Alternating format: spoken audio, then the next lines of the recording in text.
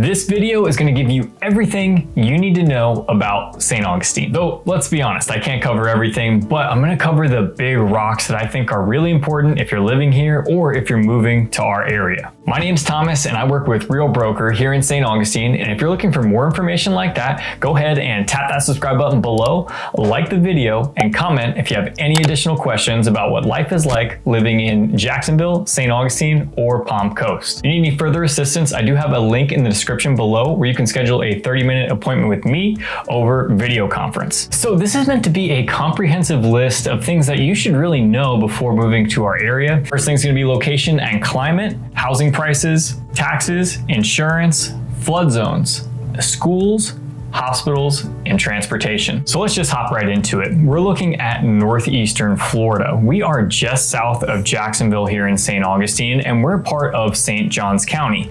Duval County, Putnam County, Clay County, and Flagler County all border St. Johns County. Now, we know we're talking about Florida. It does get hot during the summer, but the one thing about northeastern Florida is that it does get a little cold during the winter. So you still kind of get that season. We don't get any snow or anything, but you still get that cold weather. If you go 2 hours further south, I can't really say the same thing. It's pretty much a tropical climate year round. The one really great thing about St. Augustine's location is that you have access to both the beach and the river.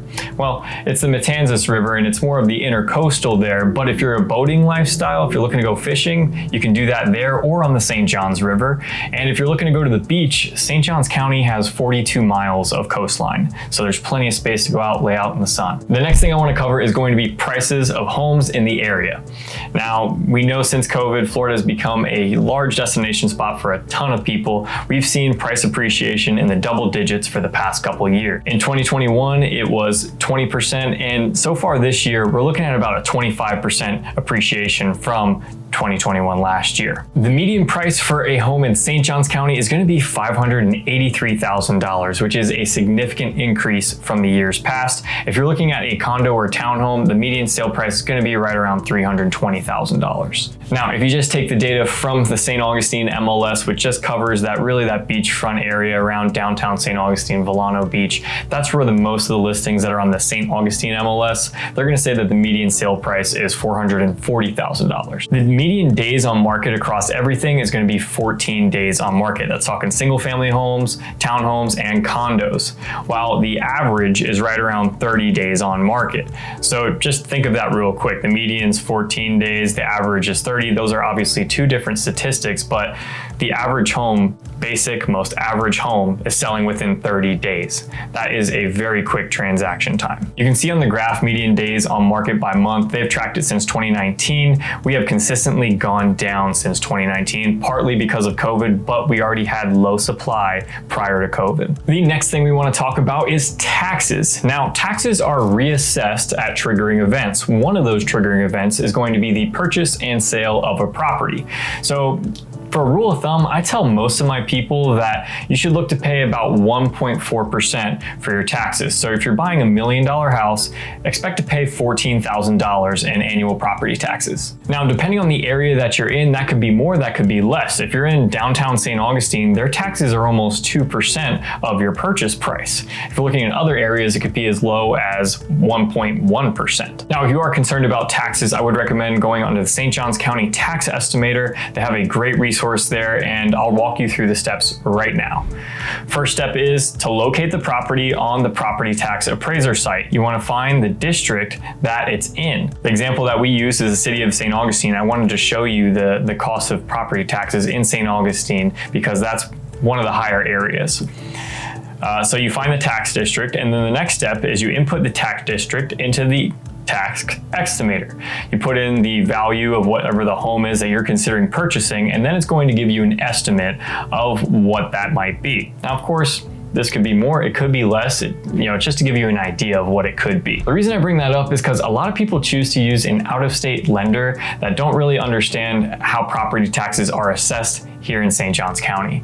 So it's really important to know and at least give your lender an idea if you are using an out-of-state lender. You can see based off of the estimate that I did that St. Augustine City has some of the highest taxes in the area with a millage rate of 19.33. One thing also to note about taxes is that you could also homestead your property if you're looking to make Florida your primary residence. So if you make the home your primary residence, you could qualify for up to $50,000 off your taxable value. So if your taxable value is $500,000, you would get taxed at $450,000. Now, that also does put a cap on how many increases per year they can add to your annual property taxes. It caps it at 3%. So that's a nice value add from the state of Florida. And the last thing I want to talk about when it comes down to taxes is going to be sales tax. So St. Johns County used to have one of the lowest sales tax in the entire area at 6.5%. They've now decided to raise it to 7.5% to grow with the growing population here. With that sales tax increase, I'm going to read off what they're looking to do with it. They're looking to put $243 million for the roads, the bridges, and transportation infrastructure projects, $120 million for public safety enhancements, including police, fire, and rescue, $88 million for the 5 parks,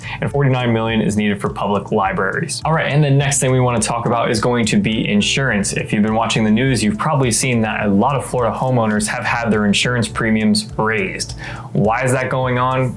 To be honest, a lot of people don't know, but from the research that I've done personally, it seems that the insurance companies are saying that there has been a lot of insurance fraud out here, and that's why they're raising their premiums. Now, from what I hear in the industry is that is all coming down to people getting new roofs through their insurance. So what happens is a roofer comes by and says, hey, I can get you a new roof for your deductible, whatever that is, $500, $1,000. And they go out and they find a piece of roof that has some hurricane, hail damage, some type of storm damage that insurance would cover.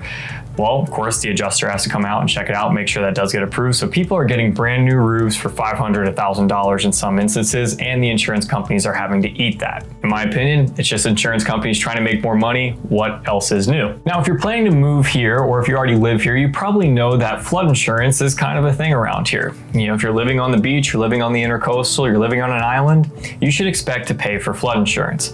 Now, the main thing to know is what flood zone you're in. You can check out the FEMA website where you can actually type in an address, whichever home you're interested in, and you can find out the flood zone of that specific property. Now, if you're in flood zone X, flood insurance is not required. If you're in any other flood zone, you're more than likely going to have to pay flood insurance if you are utilizing a mortgage to pay for the house. Now, if you own the home straight out, you buy it in cash, you don't have to buy flood insurance, but if it gets damaged, it's totally on you. So if you take a look, I put a picture up from FEMA of St. Augustine Beach just to give you an idea of what this flood map looks like. And you can see the areas that aren't colored, that's actually going to be flood zone X. So those are going to be higher elevation areas where you're not required to have flood insurance. Now you can see there's the orange and the light blue. Of course, if you're on the ocean, then you're going to be in a different flood zone. You're going to have a higher risk of flooding. Orange is going to be a little bit step under that, but it's important to know these things because you want to know what you're getting into when you're buying your home. The next thing I want to cover is going to be schools in St. Johns County. It's one of the reasons that people move here is because for a very long time, we had the #1 school district in the entire state. We've had a growth of student population of 7% this past year, and actually for 2022, we lost the #1 spot. We are now #2 out of like 60 districts in the entire state of Florida. So it's still really, really good, but we were #1, we're now #2. Is that because of what's going on with the population growing and maybe students aren't getting the attention they need? Maybe. I'm going to cover the student-teacher ratio here in a second. Because of the large population growth in students in certain schools in certain areas, they actually have overcrowding, or what they would consider overcrowding in those schools, and they're having to separate certain school districts and move kids around to different areas to make sure that all these kids get accommodated. Also, if you are looking at schools on a third-party site like a Zillow, a Realtor, a Trulia.com, they use a different ranking system than the state of Florida does. So a lot of them use a numerical system. So a 10 out of 10 school is the best school, a 1 out of 10 is the worst school. Here in Florida, it's done off of grading. So A, B, C.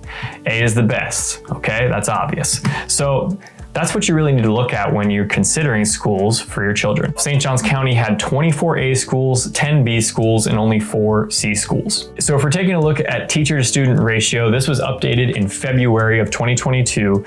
For pre-K to 3rd grade, you have a 1 to 15 kid ratio. For 4th to 8th grade, you have a 1 to 18 kid ratio. And then from 9th to 12th, you have a 1 to 19 kid ratio. I mean, that still seems like a pretty decent class size to me. I feel like when I grew up, there were a lot more kids in my class, but who knows? I don't know. Another thing to note about schools in St. Johns County is that they have over 23 career academies, and those are high school specific. So if you do have a child that's interested in maybe music and the arts, St. Augustine High School may be the place for them to go. If they're interested in aerospace, St. Augustine High School has that program. If they're interested in another career technical area, then you should look online to see what other possibilities they have for your child. And because of the overcrowding, because of the large population growth here in St. Johns County, really in the northern part of St. Johns County, they are planning to build 4 schools over the next 5 years and 19 schools over the next 20.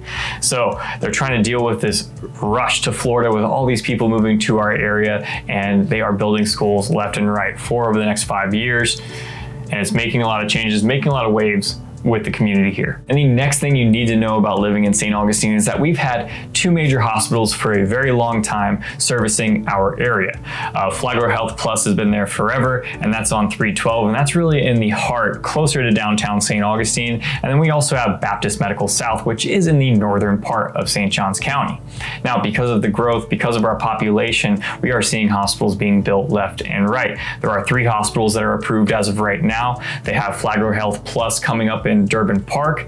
They got St. Vincent's Ascension coming up at 210 and 95, and they have Baptist Medical South, which is building on 207, which is really, it's pretty much west of where Flagler Health Plus is right now. And the last thing I wanted to cover is going to be transportation in the area. Now, if you need to take a flight, you can go over to Jackson International Airport. That's going to be about an hour away from pretty much everywhere in St. Johns County. If you need to go to another airport, Orlando is going to be about 2.5 hours away, depending on traffic. But if you're looking to just go into a regional airport, St. Augustine's got a small little airport here. It just opened commercial flights last year, and they're doing direct flights to Newark and Portland, Maine. So two interesting spots. The one for Newark works really, really well for me because I can still go visit my dad in Brooklyn, go visit my friends in Philly. So perfect for me. Then also, if you are looking in the northern part of St. Johns County, they have the First Coast Expressway, which is going to be connecting I-10 at the center of Jacksonville, which runs east and west, connects Jacksonville and Tallahassee. They're going to connect I-10 through Clay County, Putnam County, all the way to St. Johns County, and they're going to connect that to 95. So you're going to have 95 running north, you're going to have I-10 running west, and then you're going to have the First Coast Expressway that's going to make a little loop between those so you can avoid Duval and Jacksonville altogether. Guys, and that is it. I hope you gained a little bit of knowledge and a little bit of insight into what life is like living here in St. Augustine and everything you need to know about it. If you did, please do me that solid and tap that subscribe button below, like the video, and comment if you have any additional questions on things that I may have not covered. If you need any further assistance, I do have a link in the description below where you can schedule a 30-minute appointment with me over video.